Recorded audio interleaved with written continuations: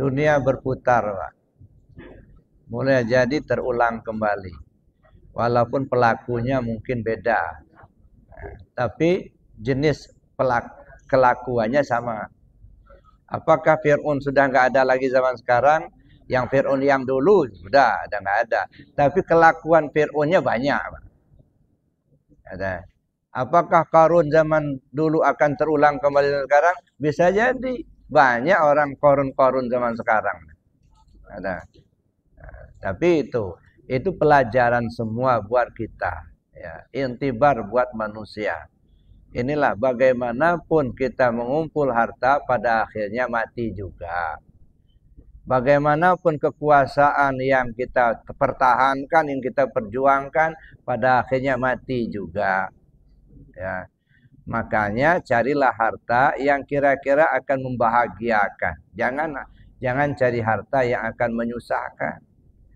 Kadang-kadang kita ini menilai kesenangan itu hanya sementara, Pak. Kita lupa kesenangan yang kekal. Contohnya saja, maaf ya.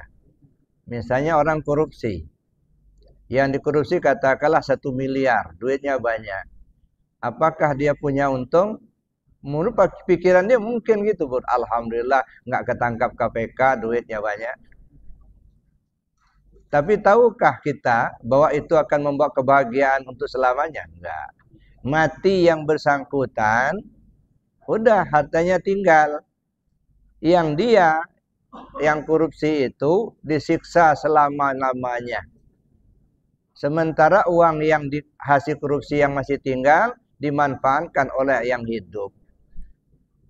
Kalau istrinya nikah lagi, maka suami barunya yang senang. Nah, dia yang korupsi, dia yang nanggung derita. Jadi kalau orang korupsi itu sebenarnya menjual kebahagiaan yang kekal dengan kebahagiaan yang sementara. Jadi itu artinya ya memilih kesenangan sementara, ya menghilangkan kesenangan yang abadi. Jangan sampai seperti itu. Jadi kalau perilaku, Pak, ya bisa jadi perilaku Qarun dulu terulang terus sampai hari kiamat. Ada Qarun-Qarun baru gitu. Sama dengan jahiliyah. Jahiliyah itu apakah sudah selesai jahiliyah? Jahiliyah Arab zaman dulu sudah selesai, sudah enggak ada. Tapi apakah sifat jahiliyah masih ada sampai sekarang? Banyak. Ya. Zaman jahiliyah dulu kan siapa yang kuat dia yang menang. Walaupun dia salah, tapi kalau dia punya kekuatan dia yang menang. Nah, sehingga pada masa itu siapa yang melahirkan anak perempuan dibunuh. Kenapa? Enggak punya kekuatan. Ya, tapi siapa yang punya laki-laki, nah itu yang dijaga betul. Zaman jahiliyah dulu, perempuan dihinakan. Kenapa? Dianggap tidak punya kekuatan. Kenapa? Karena zaman itu yang diperlukan kekuatan. Siapa yang kuat, dia menang. Walaupun dia salah, tapi kalau dia kuat, dia menang.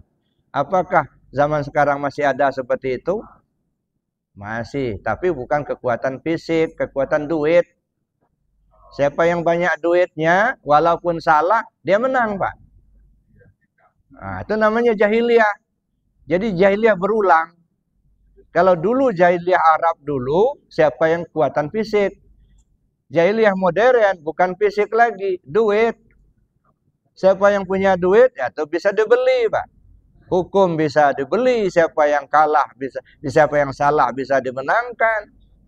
Ya, jabatan bisa dibeli. Ya, itu semuanya masih sifat jahiliyah itu. Ya itu Bapak Ibu. Jadi perilaku-perilaku zaman dulu itu berulang-ulang.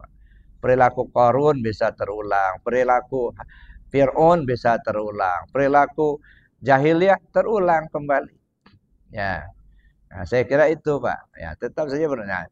Kuncinya bagaimana kita berpegang dengan tali Allah, gitu. Ya, hablum minallah wa hablum minan nas. Pegang teguh hubungan kita dengan Allah, perbaiki hubungan sesama makhluk. Itu aja. Ya. Ya, karena kita ini kan ditetapkan Allah dengan posisi yang berbeda-beda. Itulah simfoni kehidupan. Nah, kan? Ada yang kaya, ada yang miskin. Coba kalau kaya semua, siapa yang mau disuruh-suruh? Kalau miskin semua, siapa yang mau bayar? Nah, makanya dulu ada orang, ya anak-anak lah gitu di kampung itu, udah disekolahkan bapaknya sampai ke Tanjung Karang. Ya, baru kelas 1 berhenti dia, pulang dia. Tanya, kenapa nggak meneruskan sekolah? Saya pikir-pikir, katanya sekolah tinggi-tinggi, kata dia. Yang pejabat sudah terisi semua, kata. Yang orang kaya sudah banyak, katanya. Ya sudahlah, biarin aja lah mereka aja. Nah, ini yang sawah ini belum ada yang garap, katanya. Jadi petani dia. Nah, jadi kalau nggak ada petani, Pak, mungkin nggak makan beras kita. Nggak makan nasi kita.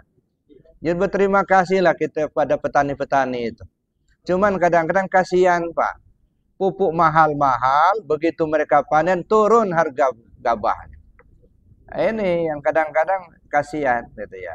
Ya. Biayanya tinggi, tapi begitu mereka panen, akhirnya nggak ada harga. Panen jeruk, ya saya dengar ceritanya itu. Pupuk jeruk itu mahal-mahal itu. Begitu sudah panen, harganya turun, nggak ada harga. Dibuang sampai ke jurang. Nah, coba bagaimana mengatur ini. Ini saya pikir ini dari ya mereka-mereka yang punya kewenangan lah mengatur itu. Ya dari ya mungkin dari Menteri Perdagangan itu gimana supaya rakyat ini jangan dirugikan. Ya, diatur. Kita ini kan aneh, Pak. Anehnya gini, kalau kita beli barang dari orang lain, mereka yang menentukan harga. Coba Bapak beli minyak goreng atau beli kain.